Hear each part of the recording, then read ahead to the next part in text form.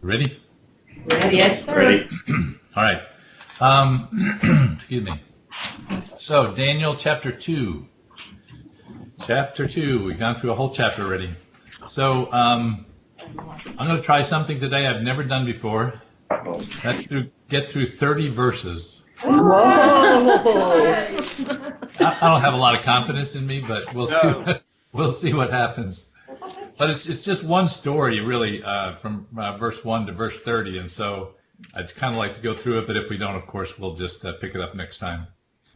All right, so last week, really in chapter 1 was really a lot about Daniel and who he was, and we talked a lot about, him being this uncompromising life and what that meant, and I just got to say up front that Daniel decided to live an uncompromising life. God chose him to be the man he was, but he decided to live an uncompromising life, to really fully trust in God. And because of that, God was able to use him in some miraculous ways. God was able to use him to give these messages that we're going to see throughout the rest of the book. So, you just got to ask yourself the question, right? What life am I deciding to live? What level of uncompromising am I deciding to live? And therefore, how is God able to use me? So let me turn that around backwards. If you want to have God use you more, then there's some level of uncompromising life that you need to be thinking about living. I think, frankly, most of us don't want God to use us anymore. We kind of like not being used by God. We'd rather kind of be on the sideline and not be in the middle of the fight. So it's just something you need to understand about yourself. Do you really want to have a life that makes a difference? Do you really want to have a life that has great impact? Then it means that you've got to live a life that's different. You've got to live a life that is really uncompromising and is really trusting in God is what it really is about. So anyway, that's really the background for what we're going to talk about today. So if you remember back last week in chapter 1, verse 17, it says that as these 4 young men, God gave them knowledge and skill in all literature and wisdom, and Daniel had understanding in all visions and dreams. And that's really what we get to today as we get into chapter 2, is Daniel with regard to visions and dreams. So let's just start in verse 1 of chapter 2. It says, "Now in the 2nd year of Nebuchadnezzar's reign, Nebuchadnezzar had dreams, and his spirit was so troubled that his sleep left him." So first thing we got to deal with is, okay, this is the 2nd year of Nebuchadnezzar's reign. So how long has Daniel been in Babylon at this time? Here. Or in the 2 years. 3 years. 3 years? 5 years. 2 years. So he's been there 3 years. 3 years. So he actually came at the beginning of Nebuchadnezzar's reign, and Nebuchadnezzar is in his 2nd year according to Babylonian time, and his 3rd year according to Hebrew time, which is the normal time that we think about. So he's been there 3 years. Daniel's been there 3 years. So this is the end of his training. The end of the training that Daniel's gone through. We had at the end of chapter 1, right, where he'd gone before Nebuchadnezzar. They decided he was one of the cool kids and brought him in to serve the king. So here we have almost immediately after that, right? During the second year, this is in that year then, following Daniel being brought forward, that this dream comes to Nebuchadnezzar. Again, all in God's timing, right? What is the dream about? If you just quickly look for a minute over at verses 28 and 29 in chapter 2. It says, "But there is a God in heaven who reveals secrets, and he has made known to King Nebuchadnezzar what will be in the latter days. Your dream, the visions of your head upon your bed were these. As for you, O king, thoughts came to your mind while on your bed about what would come to pass after this. And he who reveals the secrets has made known what will be." So the dream was about the future. The dream was about what will happen after Nebuchadnezzar. He has established this kingdom. He thinks, it's great, it's wonderful, but he's beginning to wonder what's going to happen after him. And this dream was really to lay out what happens after Nebuchadnezzar with regard to his kingdom. Now, the dreams, as it says here, were troubling to him, were shocking to him, disturbed him. He couldn't sleep because of these dreams. There was something about them that upset him. Now, do remember that dreams were not unusual in Scripture, right? We've kind of seen these all the way back to Jacob, right, with the ladder going up and down, and Joseph having dreams that he interpreted for Pharaoh. We've got dreams by Solomon, etc., throughout Scripture. So dreams are not unusual, but we certainly see them here that Daniel not only had dreams, but was able to interpret dreams. One thing that's interesting here to think about is that this dream was given to Nebuchadnezzar. And you might ask, why was it given to Nebuchadnezzar as opposed to one of the leaders of the Israelite nation? And it's really a chastisement upon the Israelite nation that is given to Nebuchadnezzar. Because at this time, you remember, there really wasn't a strong leader in Judah. He was a vassal king, if you were, for Nebuchadnezzar. So it's really a slap in the face of the Israelites that God decides to give this dream to Nebuchadnezzar. Of course, he gives it to Daniel also eventually, and he interprets it. But it is kind of interesting that he gives it to a Gentile king at this point. All right, so he has this dream. It's shocking to him. He doesn't understand it. And then let's go on to verse 2. Then the king gave the command to call the magicians, the astrologers, the sorcerers, the Chaldeans, to tell the king his dreams. And so they came and stood before the king. So he's got this dream. He calls in all of his futurists, right? All of his experts in looking at the future. The magicians, who were kind of the fortune tellers, the occultists, right? Really, honestly, the scholars of the day who looked at all those things. The sorcerers were really the mediums, the ones who talked to the dead. And then you got the Chaldeans, who really were the priests, the leaders of the kind of religious order of that day. So you got everybody, all of his experts. He brings them in to help him understand this dream. You'll notice that Daniel and his friends are not there. They essentially, they were brought in, as I said just recently. They're kind of interns to these really important people at this point. So they wouldn't be brought in. They were, kind of younger wise men, if you will. He brought in the really good wise men to try to answer these questions. All right, so now go on to verse 3. It says, and the king said to them, I have had a dream. I have had a dream, and my spirit is anxious to know the dream. So he's troubled about this dream. It's interesting there that he says, and mine says, I'm anxious to know the dream. Some of your translations might say, I'm anxious to understand the dream. As we'll talk about as we get into the future verses, it's unclear whether Nebuchadnezzar actually remembered his dream or not, or whether, frankly, he just remembered that it was a really bad dream and it got him very upset. And honestly, the commentators are kind of split on that, whether he actually remembered his dream or not. But honestly, it doesn't really matter. So he's troubled about it, and so he goes to these folks. Now let's go on to verse 4. Then the Chaldeans spoke to the king in Aramaic, O king, live forever. Tell your servants the dream, and we will give the interpretation. So as I mentioned a couple weeks ago, the book of Daniel is actually written both in Hebrew and in Aramaic. It's in two different languages. So up until now, all of it has been written in Hebrew. Right here in verse 4, it says, then the Chaldeans spoke to him in Aramaic. This next section of the book then is all written in Aramaic, which is the language of the Gentiles, the language of the Babylonians. All this is written then in that language and not in the Hebrew language. So really this first sentence, then the Chaldeans spoke to the kings in Aramaic, could just be a kind of an editor's note, here that the rest of it's in Aramaic. So, one thing to recognize is, he goes to these folks and he says, I want you to interpret this dream. One thing to realize is that these folks had a methodology for interpreting dreams. They wrote books and books on how to interpret dreams.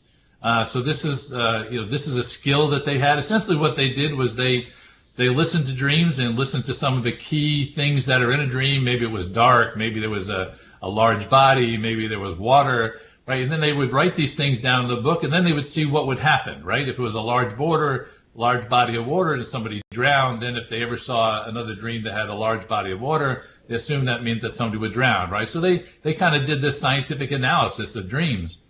And so they had, they had books on dreams. They knew exactly how to interpret dreams because of all of this, all of these books that they have written ahead of time. So they've got a process, and they're ready to interpret the dream because they've done that many times before.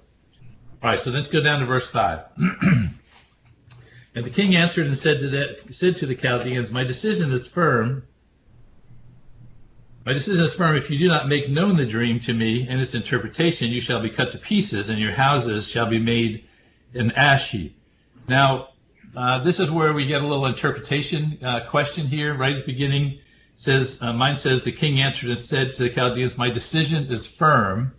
Other interpretations say, this thing is gone from me. So this is where, did he remember the dream or did he not remember the dream comes up.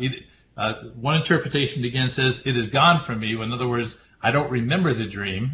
The other one says, the decision is firm. In other words, I understand the dream and I just have a decision about what I'm going to do about it.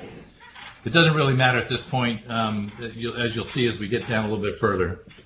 But it's very possible that he actually forgot the dream and, again, just remember the fear and dread that came along with it. So it's interesting, right? So he says, if you do not make known the dream to me and its interpretation, you shall be cut into pieces. Your houses shall be made into ash heap or dung heap, manure pile. So this is not good news for them, right? He wants them to bring forth what the dream was, not just the interpretation. And if they don't, he's going to cut them pieces and burn down their houses and make it into a manure pit. So this has got to be a fun experience for them. All right, verse 6. However, if you tell the dream and its interpretation, you shall receive from me gifts, rewards, great honor, and therefore tell me the dream and its interpretation. So both sides, if you don't do it, we'll kill you, cut you to pieces, and make your house a manure pile. If you do it, then great rewards and honor, right? It's quite a diverse response that he has with regard to their response to this interpretation. And honestly, as we'll see with Nebuchadnezzar throughout, is this is his way. He's either highly excited or he's very depressed. And here we see the same thing, that either he's going to exalt these people or he's going to kill them. That's not unusual with regard to Nebuchadnezzar. All right, so down to verse 7. They answered again and said, Let the king tell his servants the dream, and we will give its interpretation. Right? Tell us the dream, king. You just give us the dream, and we'll be able to interpret. We know how to do that. Verse 8, the king answered and said, I know for certain that you would gain time, because you see my decision is firm. So here he's saying two things. One is that all you're trying to do is put this thing off. You're just trying to waste some time. You're trying to gain some time. You don't know what to do with regard to interpreting this dream. All you're trying to do is just put me off. And again, at the end, right, he says, my decision is firm, or he says, I don't know the dream. I can't tell you. Don't put me off. I don't know what the dream is. I need you guys to interpret it. So then verse 9, if you do not make known the dream to me, there is only one decree for you. In other words, cut you into pieces, burn down your houses, right?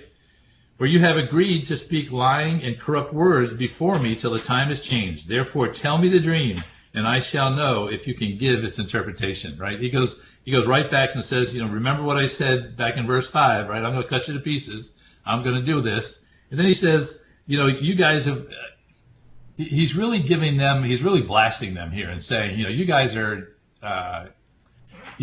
have no ability, right? You're just peddling lies. It's interesting that he's chastising his own wise men, right?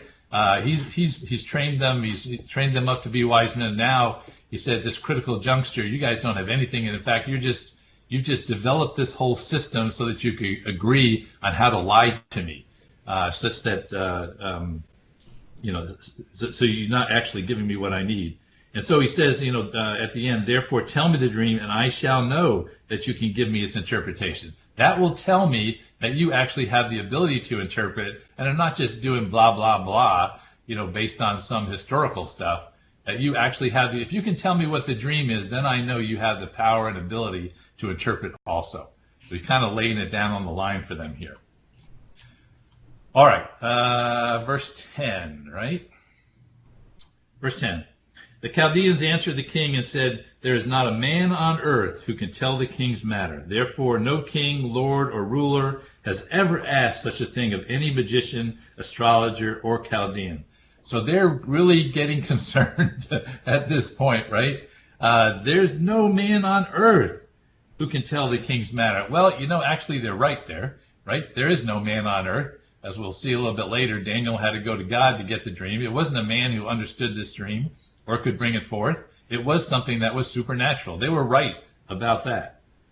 And they also kind of throw in a little bit of small compliment, if you will, to the king, right? There's no ruler on earth, as grand as you, who could, would even answer. It's kind of a little side, nobody, even if somebody as powerful as you, would not ask such a question, right? It's a little gentle flattery, if you will, for the king. So then in verse 11, it is a difficult thing that the king requests, or some would say an impossible thing that the king requests, and there is no other who can tell it to the king except the gods, whose dwelling is not in flesh. So again, they're repeating that, right? We cannot do it. There's no man on earth. This is something that has to come from the gods, only from something supernatural, not something that they could do themselves. So verse 12, the king hits his limit here. He says, for this reason the king was angry and very furious, gave the command to destroy all the wise men of Babylon. Right. So again, this is Nebuchadnezzar's methodology. He's either very happy or he's very, very angry. At this point, he's very, very angry, and he decides to kill all of the wise men of Babylon, which are hundreds and hundreds of counselors that he has at this point in time. He decides he's just going to kill them all because, and I can't emphasize how strongly the words are here when it says angry and furious. I mean, this is his pot is boiling over because they're not able to do what he has trained them. He has invested all this time and money to get them trained up. They can't even do what he sees as this little thing as bring forth his dream and interpret it for him. So, verse 13, so the decree went out, and they began killing the wise men, and they sought Daniel and his companions to kill them. So you see here that they've actually started killing the wise men, and they include Daniel in the list, right? Now, even though he wasn't in the court when the actual interaction with the king went on, the king says, if these my best wise men cannot interpret it, certainly none of the wise men can interpret it, so let's just kill them all. So before we go on to verse 14, I just want to ask this question. How might Daniel have reacted? He now is seeing the wise men getting killed around him, right? And what might his reaction have been at that point in time? Just some thoughts there in the room. We just sat back and let it happen. He could sit back and let it happen, but then eventually it would come to him, right? What else might be his reaction? Run away. Run away, right? Get out of there. Yep. What else? Or just praying to God about it, because that's his nature. That's what he does. He could, right? He could have reacted out of the flesh and tried to dispute with the king and tell him that he's wrong and try to justify it that way. Yep. I think the other thing is that, he wasn't in the court, so he could do the, hey, wait a minute, this is not fair. I wasn't called in. I wasn't asked. Why didn't you ask me? I'm really smart. I might have been able to made something up. He certainly could have, as you said, kind of going into a woe is me, right? Oh, this is terrible. I'm going to get killed. I'm going to hide in a corner. I'm going to run away, right? All those things. You can think of him being really angry with God. God's brought him to Babylon. They've put him through all this training. He's kind of wasted his time, right, to learn all this stuff. He's gone through not eating and eating all these vegetables, and now he's just going to be killed. I mean, just the frustration and anger you could see would come out of possibly come out of Daniel at this point in time. So I just want you to see that when we look at how Daniel responds, it's really different, frankly, from how we would respond, which are all those first things, right? We would typically get very upset with God. We would try to run away. We would certainly get in a woe is me, why is this happening to me kind of thing. But I think what you see in Daniel, as we'll see as we get into the rest of these verses, his mind immediately goes to, what is God up to? right? What is God doing? I need to understand what God's doing in this. I think that's a really powerful thing for us to think about when all this stuff goes bad, right? When everything seems unfair and we want to get into this woe, to start thinking, what is God up to? What is God doing? I need to understand what God's involved in. I think that's very important. And we see that in Daniel as we go forward. All right. So let's look at verse 14. Then with counsel and wisdom, Daniel answered Arioch, the captain of the king's guard, who had gone out to kill the wise men of Babylon. And he answered and said to Arioch, the king's captain, why is the decree from the king so urgent? Then Arioch made the decision known to Daniel. So first of all, go back to verse 14. Mine says, then with counsel and wisdom, Daniel answered Arioch. What other words do you have there? Counsel and wisdom. Wisdom and discretion. Discretion. Discretion, discernment. Wisdom and Yeah. Tact. I'm sorry? tact. So what you're going to see here is how does God use a person in the midst of crisis? Okay, that's really what this is about. And the first thing that happens with Daniel is he has great composure, right? He has great calm, right? When everything goes bad, all of his friends are getting killed around him, his response is calm. His response is composure. And he responds with discretion, with prudence, reasonably. He never loses his cool, right? There's no panic in Daniel. There's no frustration. And why?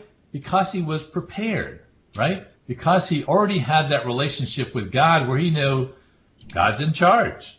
God's doing something.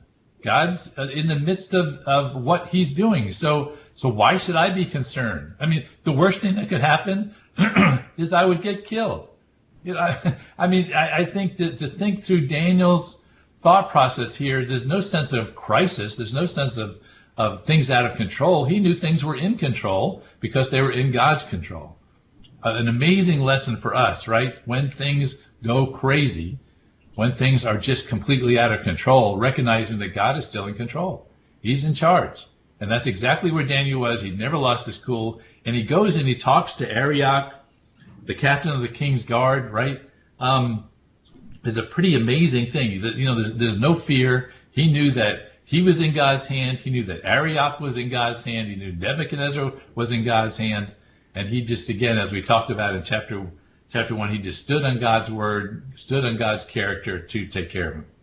So verse 15, again, you write, Arioch decides to tell him the whole story. That's kind of amazing in and of itself. Here's the captain of the guard, not just one of the guards, but the captain of the guard, who decides to take the time to tell Daniel the story as to what's going on. There's no rational reason for him to do that. He could have just cut his head off as soon as he started speaking, right? But it takes us all the way back to Solomon's prayer that we talked about a couple of weeks ago, right? Where Solomon prayed that when they went away to captivity, that they would have compassion on them. This Arioch had compassion on Daniel for some unknown reason. Well, the unknown reason is that God gave him compassion for Daniel, and he was able to then tell him the story. So very clearly, again, Arioch is in God's hand, just like everybody else is in God's hand. Verse 16, verse 16, yeah, let's go there. And then one other point on verse 15. But verse 16 says, so Daniel went in and asked the king to give him time that he might tell the king the interpretation. So first of all, we talked about, the first thing was that he had this sense of calm, right? This sense of being in God's presence. The second thing is this sense of courage, right? That he would, first of all, go and speak to the captain of the guard and kind of say, what's going on here? That took a lot of courage. But secondly, he decides to go in and see the king himself. There's no reason for him to believe that the king would not kill him. He's going around and killing everybody else at this point in time. But he has amazing courage. In the midst of this crisis, he has amazing courage. And he goes in and sees the king.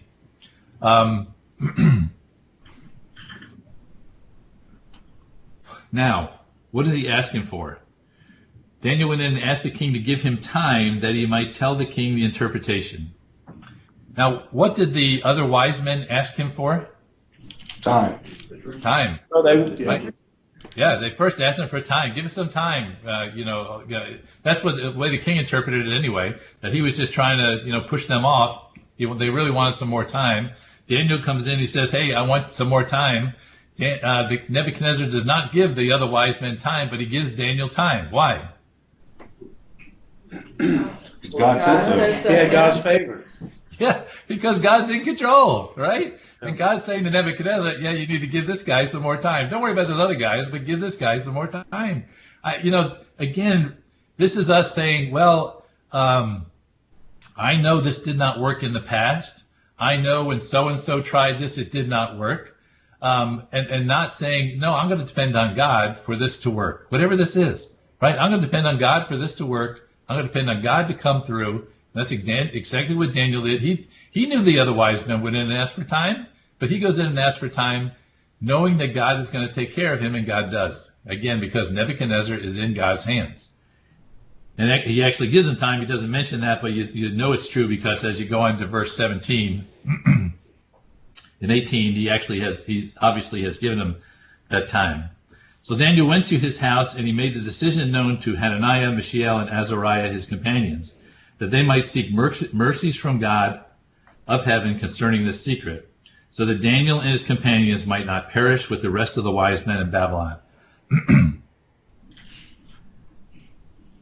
All right, so the third thing that we see here is communion or fellowship, right? So the next thing that he does is he gets together with his friends. He gets together with his friends and prays. He goes back to his house and says, guys, we need to get on our knees. We need to get together and join our faith together in order to really pray about this situation.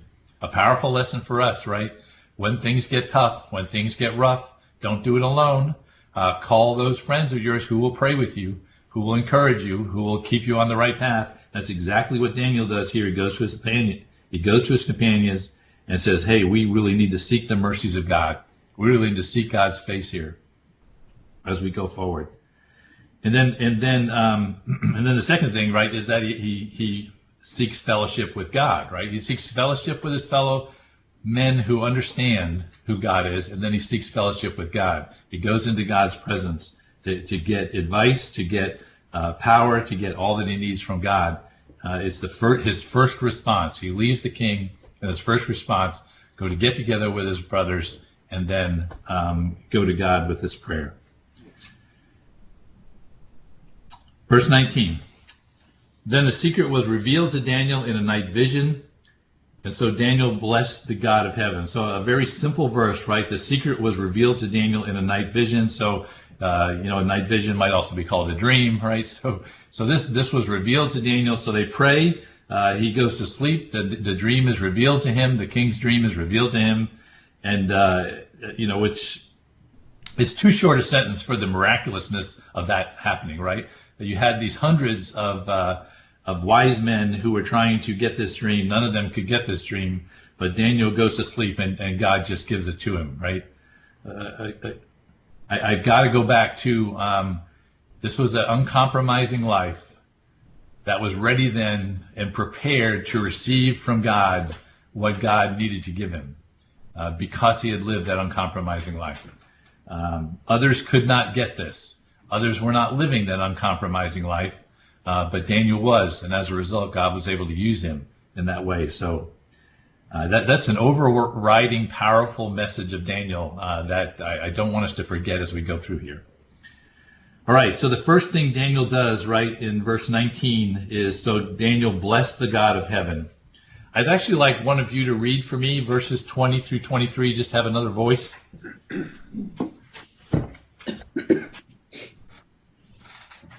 So Daniel answered and said, blessed be the name of God forever and ever, for wisdom and might are his. And he changes the times and the seasons. He removes kings and raises up kings. He gives wisdom to the wise and knowledge to those who have understanding. He reveals deep and secret things. He knows what is in the darkness, and light dwells with him. I think keep going if you said. Yeah, one more. I thank you and praise you, O God of my fathers. You have given me wisdom and might.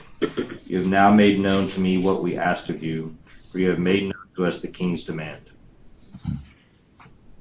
So I just want to recognize up front, before we get into any comments on these words, is that this is the first thing Daniel does after he gets the dream, right? The first thing he does is to thank God, is to praise God, right? You can imagine, once he gets the dream, he would want to run in and tell the king, I got it, right?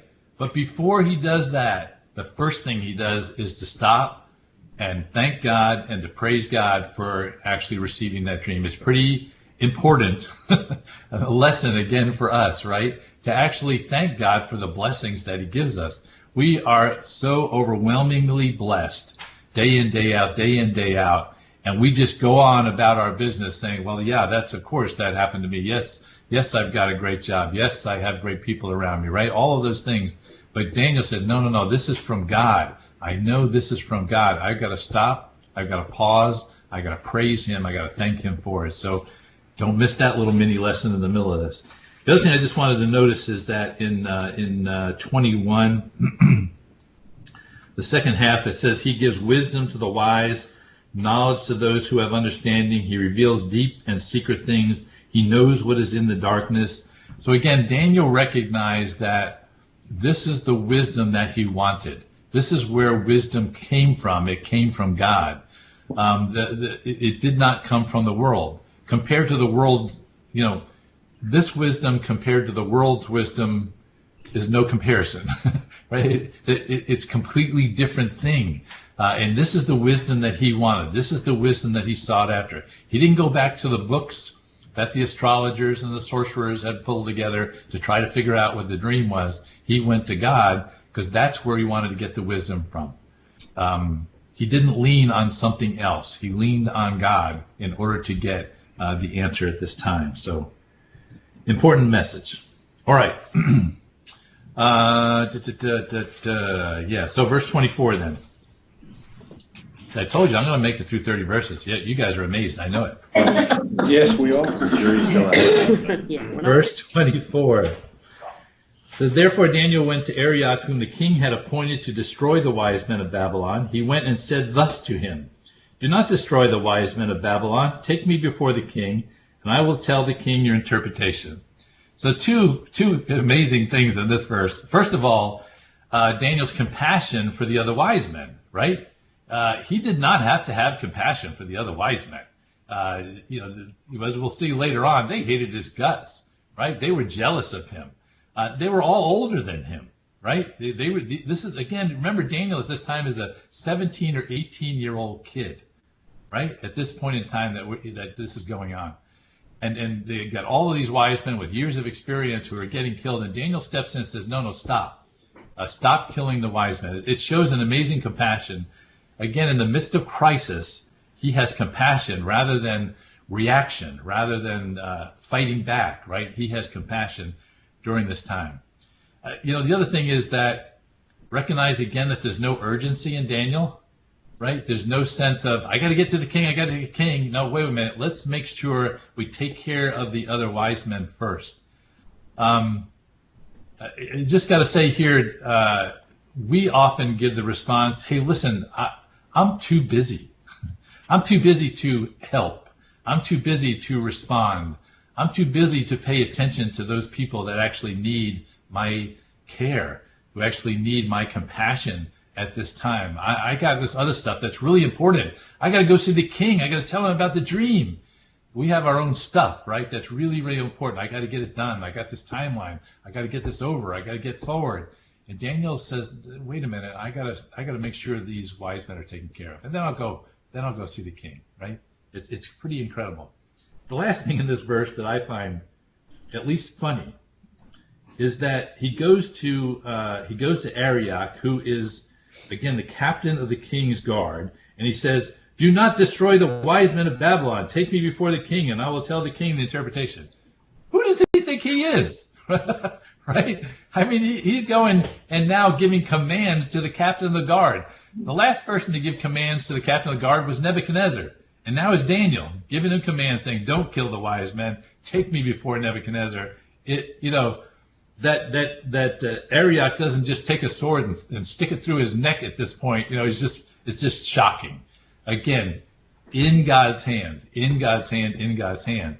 And you'll see in the next verse, he actually goes on and takes them on to Nebuchadnezzar. But you know, you got to be overwhelmed in this book about this whole situation being in God's control.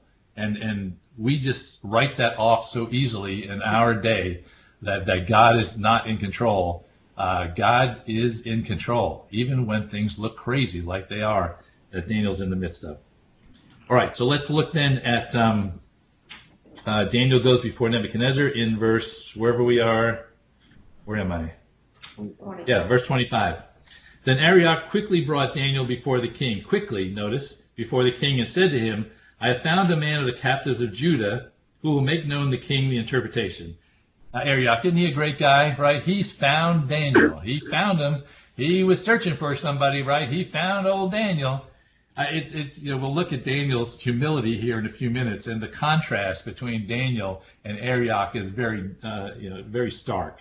We certainly see it here. He wants to get all the credit for bringing Daniel forward. So then these amazing verses 27, 28. So Daniel answered in the presence of the king and said, the secret which the king has demanded, the wise men, the astrologers, the magicians, and the soothsayers cannot declare to the king. But there is a God in heaven who reveals secrets, and he has made known to King Nebuchadnezzar what will be in the latter days. Your dream and the visions of your head upon your bed were these. So to me, verse 28, if you have a marker, if you have an underliner, but there is a God in heaven is probably the most important statement you will ever read in your whole entire life, right? But there is a God in heaven. But there is a God in heaven. This is Daniel's message over and over and over, right? There is a God in heaven. These astrologers, magicians, soothsayers, they can't do a thing. This world can't give you any answer, but there is a God in heaven. Yeah, there's chaos and there's a mess and people don't know what's going on, but there is a God in heaven. It's one of those things, if I got a tattoo, that would be the tattoo I'd put on my forearm that I would see over and over and over again, right? But there is a God in heaven.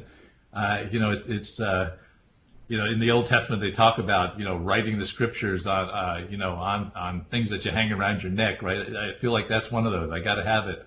But there is a God in heaven when all the mess is happening, when everything is going apart. But there is a God in heaven. So get that one, okay? Get that one in your head. Stick that one on the inside of your eyelid somehow. All right.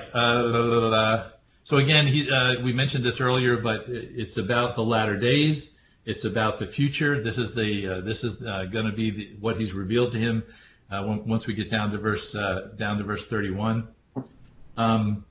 Verse 29. Then, as for you, O king, thoughts came to your mind while on your bed about what would come to pass after this, and he who reveals the secrets has made known to you what will be. So it's an interesting phrase there, right? He who reveals secrets is just another name for God, right? We talk about the names of God. That's one of them. He who reveals secrets. He who understands things that others don't understand. And then who reveals them to man. Verse 30 then. But as for me, this secret has not been revealed to me, because I have more wisdom than anyone living, but for our sakes who make known the interpretations to the king, and that you may know the thoughts of our heart. An amazing humility statement on Daniel's part, right? I mean, he has the king in the palm of his hands at this point in time, and he's saying, it's not about me. It's not because I'm great. It's not because I'm wise. It takes us right back to verse 28. Because there is a God in heaven, these things can be revealed. He is the revealer of secrets. Going back to what the Chaldeans said, right? There's not a man who can reveal this. This has got to come from God, and that is exactly what Daniel is saying here. There is a God in heaven. He's the one who revealed this to me. It's not anything that I did myself. I don't take any credit for this. All right, so again, wrapping up here. Hey, I did it. How about that? But anyway, so the wrapping up here, this is the result of a life committed to God, right? A life that is fully trusting God. So what What is your response in the midst of crisis? Let me just summarize.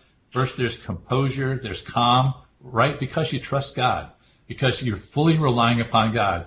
And secondly, for the same reason, there's courage, right? Because you know, as we talked about before, you can't die until God decides. So what's the worst that can happen to you, right? It's all in God's hand. You have great courage. Then the third thing was communion or fellowship, right? He gets together with his brothers. He gets together with God when there is a crisis time. That's his response. And then in the midst of it, there's no sense of hurry, right? There's compassion. There's compassion for the wise men. He brings, you'll see as we go further on, he brings his brothers into the equation to make sure they're being taken care of also when they get the reward. And then there's great humility in the midst of this. Even though he's been used of God, he has great humility about that. It's not about him. It's not about his wisdom, how great he is. It's because God used him. And the reason God used him is because he had an uncompromising life. He had a life that was sold out to God. He fully trusted in God. And so God was able to use him in this way. That's the mega lesson. So, verse 28, but there is a God in heaven. That's your memory verse for next week. Just that phrase. I don't care about the rest of the verse. Just remember, but there is a God in heaven. Write it in bold, underline it, highlight it, do whatever you need to remember that. That's the mega lesson. All right, anything before we close? I know I didn't let you talk very much today because we were just kind of telling this story, but anything here? Yeah, so I'd like to jump in. So Babylonians have their own set of gods, right? They have a pantheon of gods that they worship. The wise men, they point that out in verse 11, that they say no one can do this except the gods.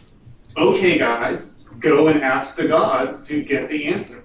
They don't offer that at all. They right. don't. Yeah, we'll just go ask Baal or whoever, and he'll tell us, and we'll come back. And, so in reading this, I was getting a draining the swamp sort of feel of, you guys, in verse 9, you have agreed to speak lying and corrupt words before me till the time change. Okay, all you entrenched, guys, all you leaders, you're just going to hang out here and tell me stuff till the next guy comes along. Right? You're just waiting for me to die or someone to kill me or for me to move out, and you're just going to keep lining your pockets and doing whatever, right? So he's doing he's like, okay, here's your test. Oh, you guys clearly don't have any connection to the gods that you claim to serve because you didn't throw them out there. And Daniel comes in and goes, yeah, well, I have a real God, and I really have a connection with him, and he really can take care of this. So I think there's a big giant slap in the face to the Babylonian gods as well going on. Yeah, absolutely. And we'll see, Nebuchadnezzar's response a little bit later, right? I mean, his response is, oh, wow, this is the God. This is the real God.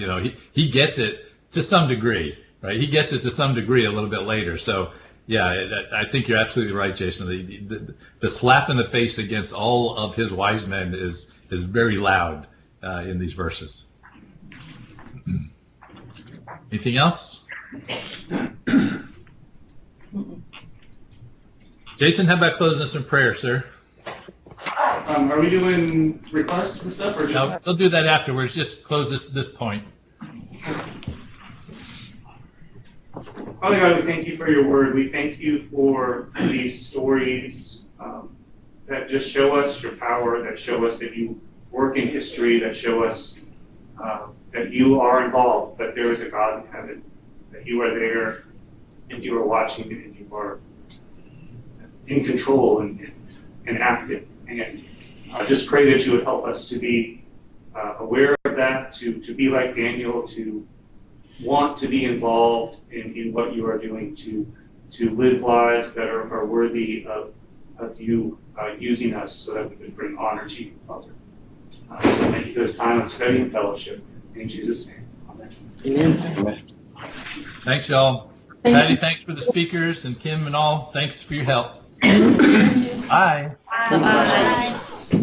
Who makes things? Good real-time audio.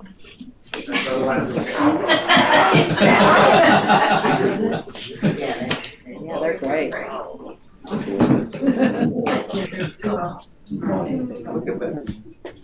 Good job on the speakers. Yes, yeah, yeah. Yeah, that's great.